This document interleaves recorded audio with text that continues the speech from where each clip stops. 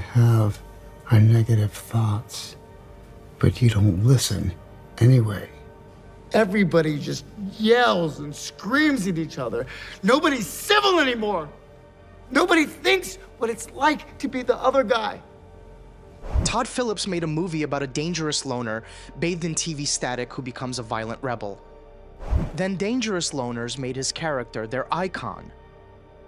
Joker was supposed to be a cautionary tale about what happens when society abandons the vulnerable. A case for empathy, a critique of a world that creates monsters. But somewhere between Phillips's intention and the audience's interpretation, something went catastrophically wrong. The film meant to warn about radicalization accidentally became a recruitment tool. And that gap? That's what we're dissecting today. In 2019, Joker exploded into theaters with a Golden Lion from Venice, a $96 million opening weekend, and immediate controversy. Critics were divided. Some called it a masterpiece of empathy. Others called it a dangerous manifesto. Before its release, the FBI issued warnings about potential violence. Theater chains banned costumes. Police increased security. Families of Aurora shooting victims wrote open letters begging Warner Brothers to take gun violence more seriously. This wasn't outrage, it was fear. Todd Phillips crafted a character study about mental illness, systemic neglect, and the consequences of a society without empathy. But online communities, particularly incel forums, saw something else entirely. They saw validation, a martyr, proof that their rage was justified. So what happened? How does a film about the dangers of radicalization become a symbol for radicalization? Let's explore this by starting with what Todd Phillips thought he was making. In a 2019 interview with Vanity Fair, Phillips said, "We didn't make the movie to push buttons. We made it to show the lack of empathy in the world and what that can do to people." He wanted audiences to understand how Arthur Fleck became Joker, not to celebrate it, but to recognize the warning signs society ignored. Phillips saw Arthur as a victim first, a man failed by every system designed to help him. Mental health services cut, social workers overworked, a city that treats its most vulnerable like garbage, literally, given the sanitation strike backdrop. The film's structure reinforces this. We watch Arthur try. He takes his medication, scribbles in his journal, and reaches for connection that never comes.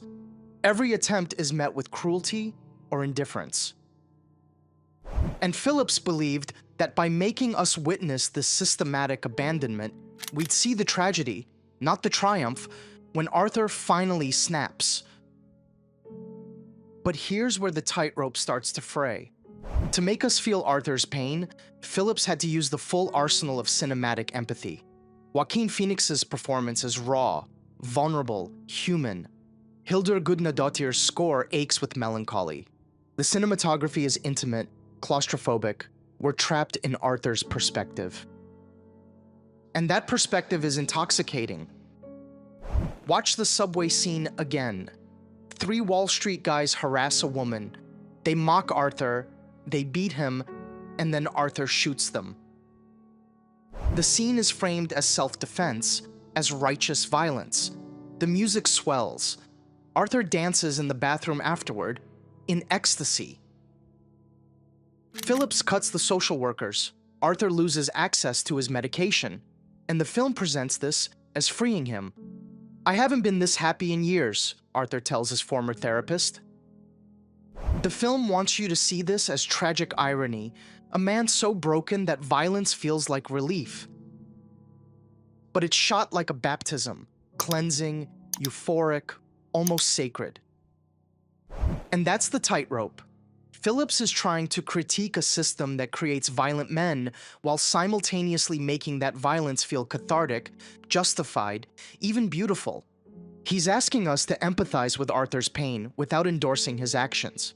But once you make violence feel good, once you score it, light it, choreograph it as liberation, you can't control what the audience takes away. Let's talk about how the film's craft walks this line. Joker uses three techniques that blur the boundary between critique and glorification. First, unreliable narration. The film reveals that major plot points, Arthur's relationship with Sophie, possibly his appearance on Murray's show, are fantasies. This should create distance, it should make us question Arthur's perspective, but it doesn't. Instead, it makes us protective of him. We see a man so lonely he has to invent companionship, so desperate for validation he hallucinates success. The unreliable narration doesn't undermine our empathy, it deepens it. Second, the villain as underdog. Joker borrows heavily from Scorsese's Taxi Driver and The King of Comedy, films about disturbed loners that maintain critical distance through irony and discomfort. Arthur isn't just disturbed, he's sympathetic. He's short, he's thin, he's physically weak, he gets beaten up constantly. He cares for his ailing mother. He wants to bring laughter to the world. Every scene is designed to make you root for him against a system rigged to crush him. And when he finally fights back, it feels like David versus Goliath. The film codes Arthur's violence as resistance, not against innocent people, but against a corrupt system. The Wall Street guys, Thomas Wayne, Murray Franklin, each victim represents institutional power, wealth, media, the establishment. So when Arthur kills them, the film frames it as punching up, even though he's murdering people. Third, the crowd as validation.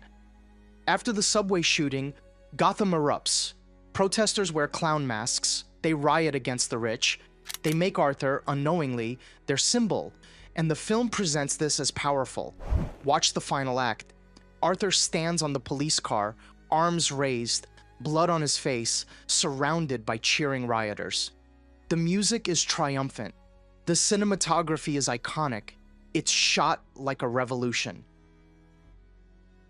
Phillips wants this to be horrifying, a society so broken it elevates a murderer as a hero. But it's also thrilling. The film gives Arthur what he's always wanted, to be seen, to matter, to make an impact. And for viewers who feel invisible, who feel crushed by systems they can't control, who feel like Arthur, that moment doesn't read as cautionary. It reads as aspirational. Phillips built a tightrope between empathy and endorsement, but he forgot that tightropes don't have guardrails. And once you fall, empathy turns into impact. So who was waiting for this film? Let's talk about Arthur's real-world demographic.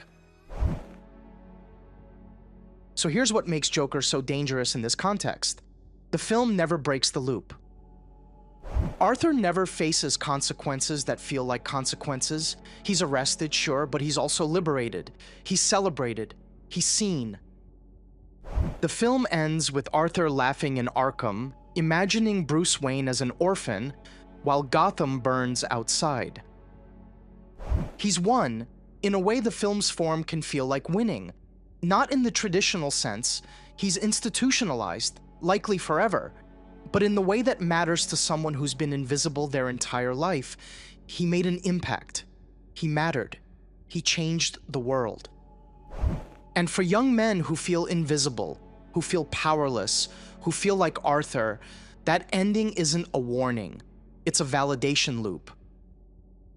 Phillips thought he was showing the tragedy of a broken man in a broken system, but he accidentally showed the triumph of a broken man who breaks the system back. He thought empathy would create understanding, but empathy without guardrails collapses into identification. And identification with a violent man, told through his perspective, scored with triumphant music, framed as liberation, that's not caution, it's a validation loop. And the audience that needed affirmation the most, the lonely, the angry, the invisible, they were already waiting. They didn't need recruiting, only recognition. And once they saw themselves in Arthur, the film had already done its work. So let me name what just happened. This is what I call empathetic collapse. Not empathy that fails, empathy that succeeds too well. Phillips used every tool in the cinematic arsenal to make us feel Arthur's pain. Intimate cinematography, vulnerable performance, aching score, unreliable narration that deepens sympathy instead of creating distance. He built a perfect empathy machine, but he pointed it at a violent man and forgot that empathy erases judgment. Once you feel what Arthur feels, once you see through his eyes, once you experience his humiliation and his liberation, you stop evaluating his actions from the outside. You start justifying them from the inside. That's empathetic collapse, the moment when understanding someone's pain becomes indistinguishable from endorsing their response to that pain. And Joker engineered this collapse through 3 specific mechanisms we just traced: the unreliable narration that made us protective instead of critical, the underdog framing that coded murder as resistance, the crowd validation and that made violence look like revolution. Each technique collapsed the distance between Arthur's perspective and our own, until there was no distance left. Phillips thought empathy would lead to understanding. That understanding would lead to systemic critique. That critique would prevent future Arthurs. But he skipped a step. He never gave us a way out of Arthur's head. And once you're inside the perspective of a man who believes violence is liberation, empathy stops being a tool for understanding. It becomes a tool for radicalization. That's empathetic collapse. And it's why A Cautionary Tale became a recruitment video. If this analysis made you rethink the film, hit subscribe.